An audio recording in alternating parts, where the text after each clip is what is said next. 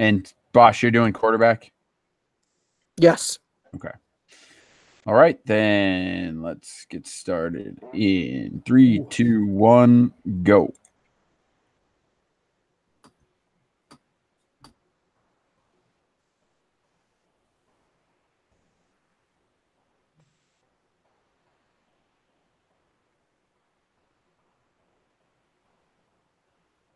Hello, everybody, and welcome to the 17th edition of the Dynasty Wall Street podcast. I am your host, Kevin Cotillo. I have with me Riley Bymaster. What's going on, Riley? Oh, not much. Another great day in life. How about you, Kevin? You seem stressed. Is it the trade market got you down, Riley? Oh, that, exams, a little bit of everything. You just started. I'm feeling great. I'm feeling great. I mean, how hard can college be in September? Well, when you have 3 exams in 1 week, it's not fun. But it's okay. That and then this guy named Bosch has really been kind of playing me in negotiations, and I can't get Baker. It's driving me crazy. Our third co-host, John Bosch, is here. He is listening to Riley complain about him. What's going on, John? Not much. We have had 2 weeks of football since we last recorded, fellas. It feels like it has been a long time. And I know that we play Dynasty and things should not change that rapidly. But, man, things have changed a lot in just 2 weeks. I mean, players, it's crazy. We're not necessarily going to go over that tonight, but it is just weird to even think that players can change value as quickly as they have. Mahomes, he's like quarterback -7. He's risen up so high, right? Like Fitzpatrick is top 5. Yeah, Fitzpatrick, he's a god. So yeah, I don't think Fitzpatrick has seen the value rise that Mahomes has seen, but pretty fun start to the first 2 weeks of the NFL. It's been a lot of scoring, a lot of fun. It's fun when you released an episode a couple of weeks ago and you realized that you talked about Mahomes and you talked about, you dish on everybody. at least we mentioned that, Mahomes' value. I didn't say that it would plummet, right? I did. That was me. I'm pretty sure I took him over Baker still. I'm pretty sure. You did. Yeah, but what are you going to do? They both look great. We are not going to talk about that per se this week. All of Kevin's wide receivers are scoring touchdowns across the league. It's amazing. It's finally happening. It's a great time to be alive. It is a great time to be alive. And we have a theme for you though tonight. We're going to do our normal format. And, for those of you who don't know, we are Dynasty Wall Street. We talk about the value of players, as they would appear on a fantasy stock market, if you will. Are they up? Are they down? What do you have to do to get them? Riley, we're not going to talk about Baker tonight. So you know what you have to do to get him. It's in your heart and it's in your mind. So just keep that. That's a bonus episode. Yeah. But we are going to talk about players that are on the cusp. And I guess Baker would fit into that, right? I mean, if anything happened to Tyrod Taylor, Baker would immediately have increased value. He would probably be worth more than 3 first-round picks if that were the case. But we are going to talk about those types of players tonight. We're going to talk about only players that are one move, one injury, one something away from having a huge spike in value. We'll kind of define spike as we go. And as we always do, we will use the value in the Dynasty Trade Calculator, which you can find on dynastytradecalculator.com. As our starting point for quarterbacks, we typically use Superflex. But other than that, we're going to talk about 12-team PPR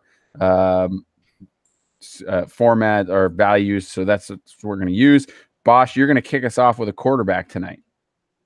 Yeah, and I mean, there's obvious ones that their value is already high, and it will go higher as they get on the field. But I'm skipping them. So just know we were all aware that as soon as Baker and Rosen and Lamar get on the field, their value is going to increase immediately. But we're going to go down a little bit lower than that. We're going to go down to a quarterback that is currently backing up somebody. He's actually listed as 3rd on the depth chart, but I got to believe he gets the nod if this quarterback continues to get absolutely destroyed behind what has to be one of the worst offensive lines in the NFL. Riley's raising his hand. Riley, do you have a guess as to who it is? Is it Mason Rudolph? It's not. It's close, though. It's close. It's the other one. It's Kyle Lauletta. Oh. I mean, Eli Manning doesn't get hurt. Like he plays and plays and plays. They're probably not just going to make a change because that didn't go over so well last year. But he's getting killed back there. maybe they do continue to just get creamed, and the Giants do realize, all right, we got to find out what we have in Lauletta at least before the NFL draft. So maybe he gets a few starts that way. Maybe they really do try that again, that moving on from Eli, because he's clearly not going to be the future there. So maybe they give Lauletta a shot, or maybe Eli does go down for, getting sacked a million times in a game with no offensive line. So I'm talking super flex here, obviously. Single quarterback, nobody has value. But in a super flex, the backup quarterback does have value. Trade calculator right now, just 2.3. That's pretty cheap to acquire. You're looking at the 2019 307. So a mid 2019 third. That is not a lot to give up in a super flex. If I have Eli, I'm definitely trying to handcuff with Lauletta. Alex Tanney is technically the second in command there. He's the backup. I don't think Alex Tanney's coming in and taking any snaps if something does happen to Eli. So let's start with that, guys. First off, would you give a mid-third to get Kyle Lauletta and have a shot? Kevin, let's start with you. I'm going to step out of the way and actually let Riley talk about it, because I've heard him talk about Lauletta before, and I'm curious what his thoughts are here. So I'm not a Lauletta fan per se, but for a mid-third, I'd take a shot on a mid-third, because you never know what's going to happen with quarterback situations. He could, the second he steps onto the field, he's worth a second. And if he throws a 10-yard pass, he's worth a second and a fourth. So in Superflex leagues, yeah, all day, give me Lauletta. Yeah, I agree with you on the third. I mean, you're talking a late third here, or mid to late third, I guess. And that's a no-brainer in a Superflex league, because, like you said, if he steps on the field, you can easily flip it for a 2 for someone who needs a quarterback, whether it's the Eli owner or someone else who's got Ryan Fitzpatrick after he turns back into a pumpkin, and anything like that. So absolutely, you make the deal for 307, and you wait for that prime moment when you can flip him for just about anything more than that, because I don't think he's the answer for the Giants personally. So he's a play that I will make that deal solely to get more value at a certain point. Yep, Kevin nailed my thought there as well. I mean, that would be the plan, is you risk a third that you might get nothing out of, but you have the upside of getting a second. And at any time I can turn a third into a second, I will take that chance. So this seems like the easiest route to do that. It doesn't seem like a very unlikely situation that he could get a start or two this year. And hey, maybe it could go. There is an outside chance it could actually go well. He does have Odell Beckham Jr., Evan Ingram, Sterling Shepard, Saquon Barkley, who can catch every 2-yard pass thrown and run it for another 5 or 6 yards, right? That's the Giants' game plan nowadays. So, I mean, he does have, like a small percentage chance to hit a much bigger upside. So I'll take that. I'll give a third. And if I can cash out for a second immediately, I'll take that. And if not, maybe I get a quarterback that ends up playing a little bit and I can get some points out of him. So comparables in the calculator, we've got 3. And not surprisingly, they're all also backup quarterbacks. We've got Deshaun Kaiser, who comes in at 2.3 right on the dot. We've got Chad Kelly, who comes in at 2.8. And we've got Jacoby Brissett at 2.6. So obviously none of these guys are playing right now, but they are all also close to having a chance to be on the field. We did see Kaiser make an appearance already in 2018. Who knows how long Aaron Rodgers can continue to play like he's a machine that doesn't get broken, even though his body goes in weird directions. How are you going to rank these guys? Let's start with you, Riley. How high above do you have Kaiser than everybody else? That's funny. I'm going Jacoby Brissett, number 1, Kaiser 2, Kelly 3, Lauletta after a tier breaker 2 at 4. What about you, Kevin? Yeah, Brissett's definitely number 1 for me. I think that he has shown enough as he played for Andrew Luck last year to at least bounce around the league and potentially get that starting job at some point. He'll get a shot. Maybe he's the Case Keenum type, or maybe he's, I don't know. So he's going to get a shot at some point to have a starting job, in my opinion. So he's the highest. I'll go Kaiser. I'm going to go Kelly at 2. I think Kelly and Kaiser are pretty much the same for me. maybe they get a shot, maybe they don't. But talent wise, they both have talent. I like Kelly's arm. I like his, the attributes, but we'll see if he ever gets an actual chance. And then Laletta is definitely 4 for me as well, with tier breaks, as Riley said.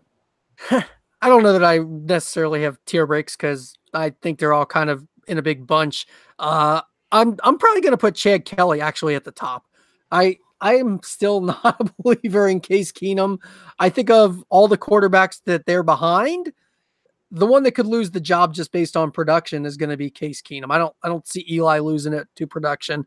And obviously Rodgers and Luck, as long as they're healthy, they're playing. So I think the only one that has a chance to see the field in any other way, any way other than really injury, I think it's probably Chad Kelly. So I'm going to put him up at the top of my list. Jacoby Brissett, he's definitely going to be second on my list. Same reasons as you guys. We've seen it before. He's been good. Andrew Luck still kind of scares me to death. Laletta and Kaiser, I can coin flip them. I think I'll go Kaiser because I'm not sure that Aaron Rodgers is going to play every game this year. He's got me nervous. So if I can get a start out of Kaiser, I'm gonna be pretty happy with that. And Laletta, like I said, I would invest in him, but not above the other guys. If I can get all of them for the same pick, I will take any of the other ones. Seems like. All right, I think that's going to wrap it up for quarterbacks. Let's move on over to running backs then. All right, so I have running backs tonight, and I am going to take a guy that I've basically really enjoyed so far this season already. He's a guy that I think is one, move away from being a very solid fantasy asset, and that's Austin Eckler. Austin Eckler comes in on the calculator at a 2.3. He is a 23-year-old running back in an offense that has found a way to utilize him despite having a very talented first-round running back in front of him in Melvin Gordon. And so at the 2.3 value, or I'm sorry, 3.0 value. What did I say? 2.3? I don't know why I said that. He is a 3.0 value. So at the 3.0 value, that is equivalent to the 3.01. So John, interestingly enough, you can get him for you got to pay a little bit more for Austin Eckler than you would for a quarterback in a backup quarterback in Superflex league. But the 301, we'll start with you, John. 301, 2019 301 for Austin Eckler. Oh, I'll give that all day for Eckler. I mean, I think he's got a little bit of standalone value. Like he is seeing the field enough that I don't really want to flex him, but if for some reason my roster gets desperate, I wouldn't feel terribly uncomfortable putting him in a flex spot. So I think he could get, a spot start or two for me just as is right now. And obviously, I mean, he's got potential through the roof if his situation were to change. I'm shocked you didn't go John Kelly. Riley would have gone John Kelly if we were talking about if he had running backs. But Eckler, I would pay a third. I'd be surprised if I could get him for a single third round pick. I feel like somebody would probably say, you probably got to give me at least 2/3. Yeah, the single third round pick feels like the preseason value, right? Now that we've seen a couple of games and seen his usage, that might be a little low. So maybe that needs to tick up a little bit. He doesn't feel like a second though. A second feels too expensive. So he's kind of in that weird range. Maybe if somebody's trying to just clear some spots off their roster, they don't want those potential points sinking their next year draft pick, maybe then you can get him for a single third, Yeah. Before the season, I don't think I would have taken Eckler. I think I would have rather the 301. But after now that we've seen he's going to get receptions, he's going to spell Gordon, quite a bit, pretty significantly. So yeah, I'd take Eckler for the 301. Because I mean, what if you have Fournette, Mixon, Marlon Mack? I'm spitting off one of my rosters right now. Eckler would be perfect. So yeah, I'd take him over the 301. Yeah, I mean, he's got over 230 total yards. 220 total yards, and he's got a touchdown reception this year. So he's on pace for over 1,600 yards. That's right. And 8 touchdowns. Can you believe that? All right. And he's the second running back. I mean, I'm just saying And Bosch, to your point, I was going to go with John Kelly, but we try to keep this podcast under 45 minutes, and there's no way we would have done that if Riley was talking about John Kelly. So, all right, he's not even in the available comps. Nope, not even in the available comps. All right. Speaking of the available comps, here we go. Here's what I got for you. Niam Hines, however you want to say his name. I always pronounce it incorrectly. He comes in at a 2.8. Corey Clement comes in at a 3.0. So those are the two guys that are sort of in similar situations. We're going to see Corey Clement coming up with the injury to Ajayi. He looks like Clement's in line for some extra work this week. James White is a 3.0. And then I threw a receiver in here just for the heck of it. Deshaun Hamilton comes in at a 2.7. So, Riley, we'll start with you this time. Hines is a 2.8. Clement is a 3.0. James White is a 3.0. And Deshaun Hamilton is a 2.7. All right, I'm going to go James White at the top. He has standalone value. I actually talked about him in a trade negotiation today. I would want a late second for James White. I mean, he's catching 4 or 5 passes a game, and he gets the occasional few rushes. So White, number 1. I'm not a fan, but I'm going to take Clement, number 2, just because he does a lot of things, and he does them well. Not fantastic, but he does them well. Eckler, 3. John Kelly, 4. I know, John Kelly, 4. Deshaun Hamilton at a close 4.5 to 5. Those two are close for me. And then Hines at the bottom. I don't have John Kelly, who comes in on the calculator at a 1.6, just to let you know. I don't have him in what I listed here, but I have James White, Corey Clement, Eckler. I have Nyheim Hines 4th, and Deshaun Hamilton 5th. And I actually like Deshaun Hamilton, but I have Hines 4th just because I think he gets more opportunity this year than Hamilton. So I think he's got a chance to actually have a little bit of an increase. I don't think Hamilton's really going to do much at all this year. His rookie year just kind of, to me, is going to be a bit of a waste. So I'll hold off, and hopefully I can get one of these running backs they can produce, and then I can turn them for Deshaun Hamilton, plus the 3rd that I invested to get this running back. So that's a savvy move. So. It's a savvy move if you can somehow later this season, if you can flip Hines for Hamilton and a 4th. Yeah. Oh, I'd do that all day because Hamilton's going to play. He's such a good player. Going to play the slot after Sanders either gets cut, traded, or just gets old. Hamilton's going to be the guy. So I would definitely target Hamilton anywhere you can. Do we expect them to turn over both? I mean, the Broncos, I think that's kind of been the expectation, but is it really going to happen, or are they going to lose one of them? I mean, Demaryius Thomas and Emmanuel Sanders both have high contracts, but you have Cortland Sutton and you have Hamilton coming up behind them. Sanders has looked really good, and if he really does have this connection with Keenum that we hear, you hear about that constantly. If that's really there, I got to believe Keenum might, if they actually have a good season, say, hey, we need to keep him. Like, you can let DT go. Let's keep Sanders. So of the two, I think he's the one that's more likely to stay just based on keeping your quarterback comfortable. Plus, they have more invested in Sutton. So if they're going to replace one of them more quickly, I think they would want Sutton to hit the field first. So Sutton would replace DT, if that makes sense. Yeah. I think DT would be the first one to go. I think it's weird because he's been a Bronco, it seems like, for the past 20 years. He is the Denver Broncos. If they can get a mid-round pick for him, I think somebody takes on the salary and does it. Yeah, I agree with you there. All right, so as far as my ranking too, I had White 1 as well. I'm actually putting Eckler 2nd on this list, and then Clement, Hines, and Hamilton last for me. I put Clement 2nd based solely on who's ahead of him, because I think like you said, Clement's already going to see the field more this week. I think he's going to see the field more all year. Yeah, I just don't know that, and I agree with you. So you could probably get a return on your investment pretty quick there if you do flip them. But I think for me, I'm not sold that the Eagles are going to stop bringing in running backs because they like to stockpile them. That's probably true too. I don't know who they go to, at any given point. So that makes me a little more nervous, which is why I think Eckler has a clear path for sure. So, all right. If something happens to Melvin Gordon, does Eckler immediately become worth a second? Oh, I think so. I don't see how he doesn't.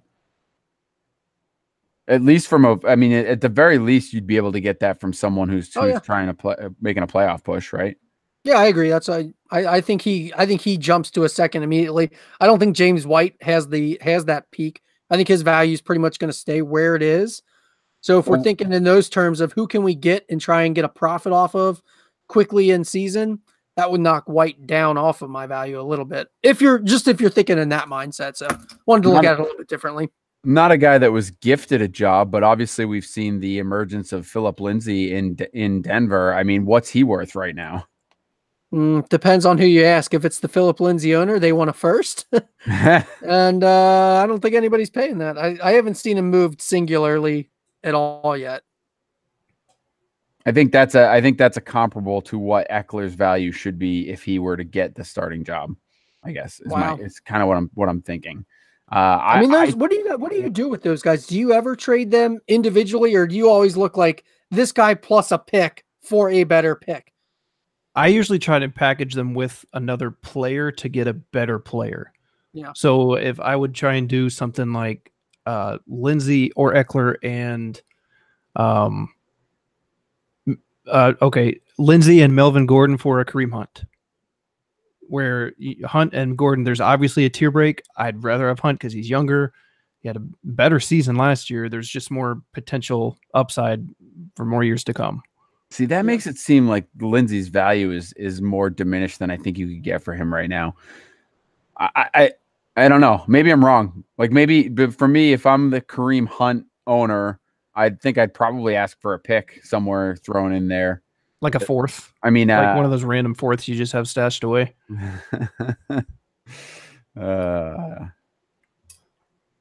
Just all right. Well, so we'll move on from running back. Riley, you have wide receivers in this one. I do have wide receiver. At 6'2", 210 pounds, he ran a 4.49 40-yard dash at the combine. One injury away to a 33-year-old receiver somehow makes him so much more valuable. Mr. Traquan Smith of the New Orleans Saints. Loved Traquan coming out. Great skill set at UCF. He comes into the calculator at a 4.3 value. And that is almost equivalent to a 2019 mid-second. And that comes in at a 4.5. So right off the bat, straight up, Kevin, what are you taking? Are you taking the 2019 second or Traquan Smith? Give me Traquan Smith. Oh, I love it.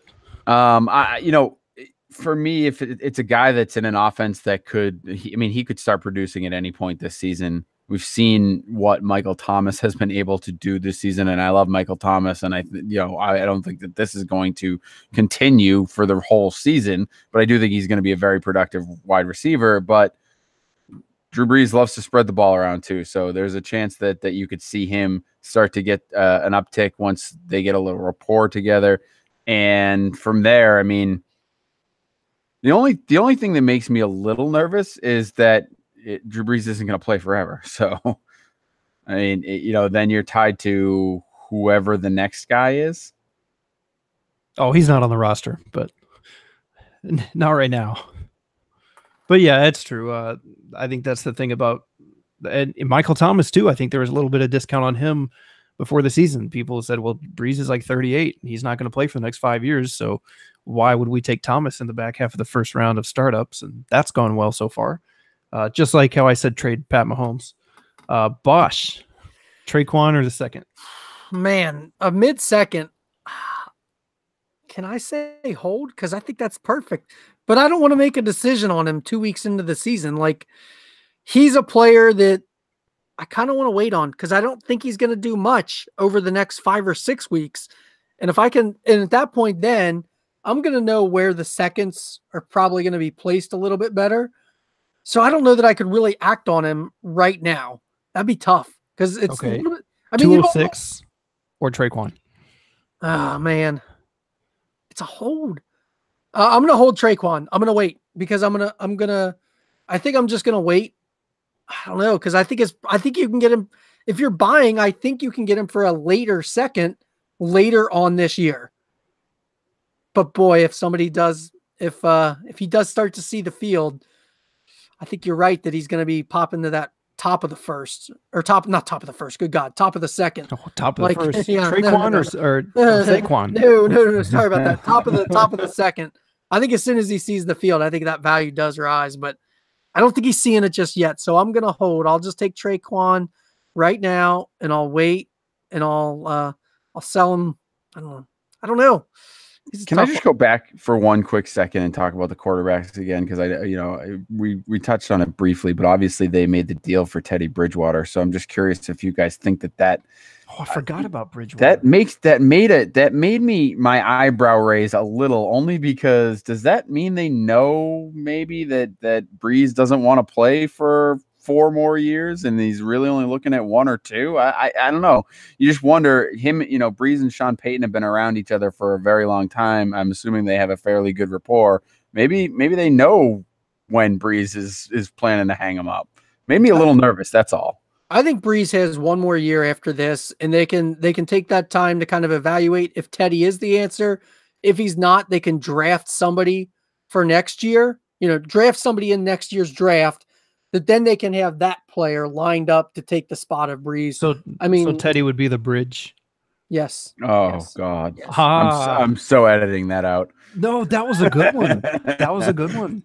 But yeah, I forgot about Teddy. It's still weird to me that he's a Saint, but he could be the guy for at least a year, and that's great because Teddy's still a good quarterback. The knee issue was awful, and we'll see. But anyway, so jump into the comparable players. I'm going to spit some names of old past love, and of new, flash. Devontae Parker comes in at a 6.2 value, finally dipping into single digits. Emmanuel Sanders, who we just talked about, at a 7.4. Kevin's boy Dante Moncrief at a 4.3, same value as Traquan, and Antonio Callaway at a 6.6. So Sanders is the number 1 on my list. He's going to have obviously way more value. I think you can get a first for him by the end of this year. If the season continues going this way and you want to cash out on him, I don't think it's going to be hard to get a first from a contender that's looking at that steady production that he provides going in through the playoffs. So Emmanuel Sanders first on my list. I'm going to go Callaway second on my list. He's got some cachet right now. Like, definitely has that value. He's coming in, taking over a spot, going to be productive, hopefully, in an offense. Hopefully Baker steps in there and that offense looks even better than they do with Tyrod. Parker is last on my list. Like, I don't want anything to do with him at all. I don't care. I'm done with him. You couldn't. I wouldn't take him. I'd take a third over Devontae Parker. I'm pretty sure right now. I was never invested anyways though, so that's probably why I'm so biased against him. As for Moncrief and Traquan, let's go Traquan over Moncrief. Moncrief feels like the guy that we know that's not going to really have much change in his value. Even if he does have a couple of good weeks, people are going to remember the turmoil. Careful. I know. People aren't going to get over the turmoil he has caused them for the past 2 years. So Traquan, if he flashes for 2 weeks, it is, the rocket emoji going straight up. That's what for Traquan. So it's not going to happen for Moncrief in that same fashion. So Traquan over Moncrief for me. What do you got, Kevin? Boss, let me ask you a question. Just based on your list, you have Sanders number 1, and it looked like Traquan down at 4. Was it? Traquan at 3. 3. So Callaway 2. But let me ask you: if you're a team that is aging and you're not necessarily contending for a title anymore, and you have Sanders on your roster, what would you want added to Traquan to get Sanders? If someone like a contending team this year wanted him. If I'm the Sanders, so you have Sanders and you need to move him because you're not competing. They're offering you Traquan. What else do you want in order to get him? I'd probably start out by asking like Traquan and Traquan in a second would be my, especially if it's their second and they're contending, and that's a late second. I would I mean, I would ship Sanders away for that, and I'd feel great about it. I don't know that they'd pay that, but that's probably where I'd start if they're looking to contend, and their second is going to be a late second. That doesn't feel like an unfair ask. Yeah, I mean, with Traquan at a mid-second value, it feels a little high. I'd probably say third's not, might be more in the range, especially if and you are talking a contender, so you are talking late whatever round, right? I don't know. I wouldn't want a late third, but if they third, had, if they had an early third in there, what was going to be an early third, and they came back and countered with that, I'd probably be okay with that. But I'm just thinking, usually a team owns their own picks, and so it's just easier to gauge. I'd probably take a late third. Honestly, for if my team's not competing, I don't need Sanders because I don't see too much. We just talked about it. I don't know if the long-term value actually is there. He does have that rapport with Keenum. We did talk about that, but I don't know. I think Traquan Smith has more long-term value, so I might take a third. Riley, what would you do there? Well, can I get into my list and then that'll kind of answer it? Traquan overall. All right, let me give you my list real quick, and then you can give your answer. You guys already know. I do have Sanders at 1. I actually put Traquan at 2. It's close with Callaway. Callaway makes me a little nervous because of all the off-field stuff, and I know we probably shouldn't evaluate that, but there is the concern there. He's had some trouble, and I worry about that, but I think he's a very talented guy, and if there were none of the off-field concerns, he probably would be my number 2. But I'm gonna go with Traquan and then Callaway. Moncrief comes in at 4 for me. I love the guy, but he's just being wasted in Jacksonville, and that'll mean he's going to get another crappy contract next year and still won't be utilized correctly. And then Devontae Parker shouldn't even play football anymore. Ooh, okay. So Callaway, I like Callaway. I have him second because I think he's going to produce before Traquan does. Sure. So, yeah, I wouldn't argue that was the tiebreaker for me. So my list. Oh, I'm so excited. I'm going to start from the bottom just because whatever. It's my position. I do what I want. Parker is 5, obviously. And then there are multiple tier breaks above that. It hurt, but I put Sanders at 4. I don't think this is going to last all season. I don't think he's going to have 80 yards and a touchdown and 7 receptions every single game. They're going to get DT more involved because true that Keenum and Sanders might have this godly connection. Well, the team knows that they might very well trade Demarius this next offseason, and they don't want him coming off a 40-catch season going, take this great 31-year-old receiver who had 40 catches this year. Give us a third. Like, that's not going to happen. So they're going to get him more involved, and Sanders' production is going to come down. So Sanders at 4 for me. Moncrief at a close 3 because he's 24. He can still do it. He scored this week. It's awesome. Callaway at 2, Traquan at 1. I love Traquan, love his skill set. Sean Payton loves him. They said they almost took him in the second, risked it, got him in the third. They had a second-round grade on him. He's a great compliment to Michael Thomas and obviously showed it this preseason. So I'm all in on Traquan. I don't care. I'm going to get crap over that list, but so let me ask you about your DT thought. Do you really think that coaches and OCs that are, coaching for their jobs care at all about showcasing a player for what the general manager might want to do in the offseason? Like, do you really think they do? They don't. John Elway's saying, hey, by the way, you need to showcase DT so that we can trade him. Game plan around that, because I don't think that's how it's going to go. They don't make it a priority, but to say that it's not in the back of their minds is not true. I mean, plus he's still a good player, so they're still going to try and get him involved, but they just don't want to go ahead and already push him to the side.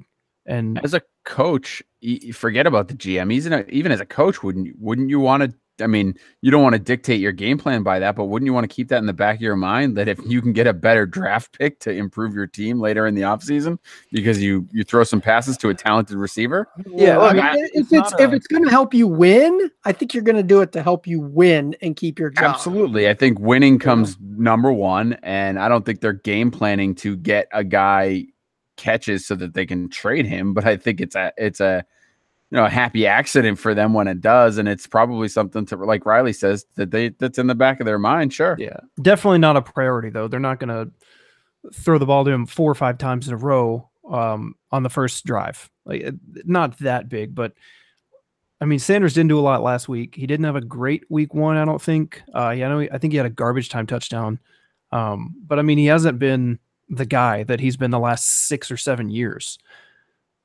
And I don't think it's his play. I just think, Sanders has been the guy who Keenum's gone to so far. But I mean, I think it's going to change because opposing defensive coordinators are going to start trying to take away the underneath stuff to Sanders. And I don't know. Like, it's definitely not a priority, but I don't think it wouldn't not happen.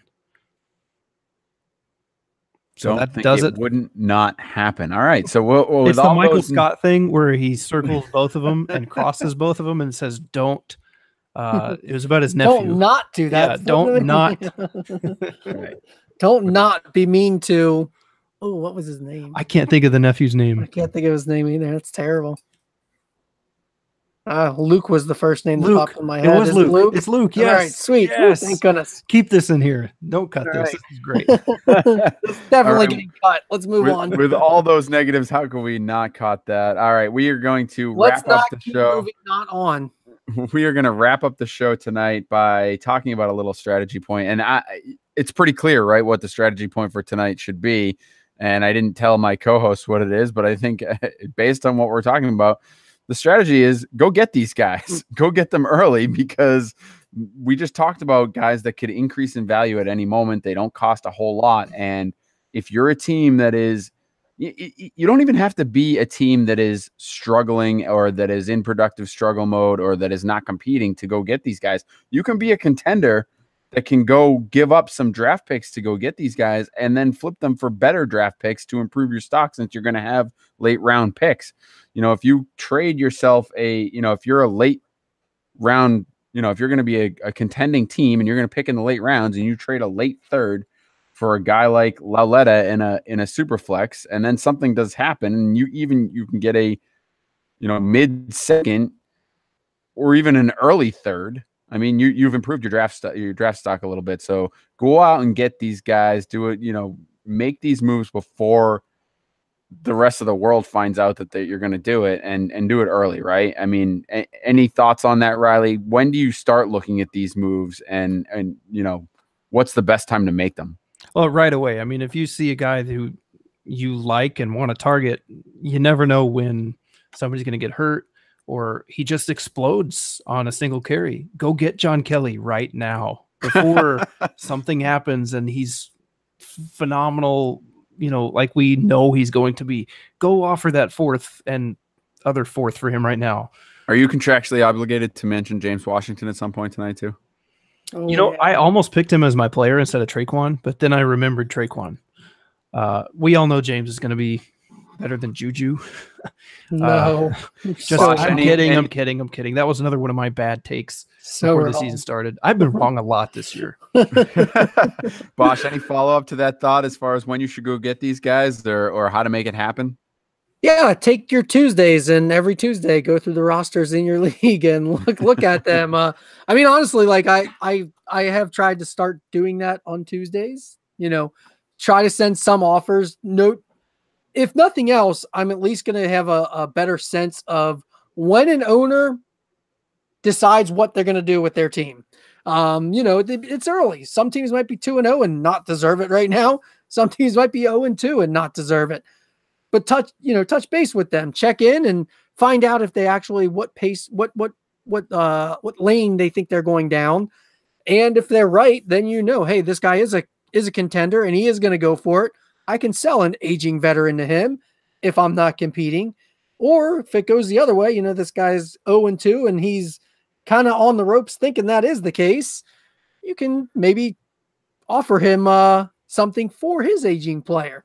Just kind of the longer that, the easier it's going to be in the future. So start now, start checking in with them. And maybe he's not going to give you John Kelly for a fourth right now, because that would be a silly trade. But maybe he doesn't want to give it to you for a third, but maybe going, 5 weeks from now, his team is definitely out of it. And all he's thinking about is, all right, well, it's not going to happen this year for me anyways. It doesn't matter what goes on with Todd Gurley. John Kelly's a nothing. At this point, I'll just take the third and reset what I probably already invested in him. So you can get him then. Yeah, after Point is- waivers. Oh, go ahead. I was just going to say, the point is, go get John Kelly. You heard me talk about it. Bosch just said it. I mean, that's 2 out of 3, and I'm pretty sure Kevin's on board too. Yeah, go get John Kelly. And I'll tell you, after waivers is a great time to make trades because you can see what people picked up and they're willing to deal someone, or they missed out on someone and they're looking to obtain someone. So after waivers run is a great time to send out those trade offers. So do that now. That'll do it for us tonight. We will wrap it up with reminding you that you can rate and review this show on the Dynasty Trade Calculator podcast feed. Make sure you mention Dynasty Wall Street so they know you're talking about us. You can check us out on Twitter. We are at Dynasty Wall Street. That's ST for Street. You can check out John as at John Bosch FF. You can check out Riley as at DTC_Riley B. And you can check me out as at Kevin Cotillo. And one quick note, we might have some T-shirts coming soon, so we'll talk about that as we get more details. But if you're interested in a Dynasty Wall Street T-shirt, hit one of us up on Twitter. You can reach out to us, direct message, or just tag us in a tweet and ask us about it, and we'll get you on the list for pre-orders as we get that going along. Until next time, that's it for us. Good night.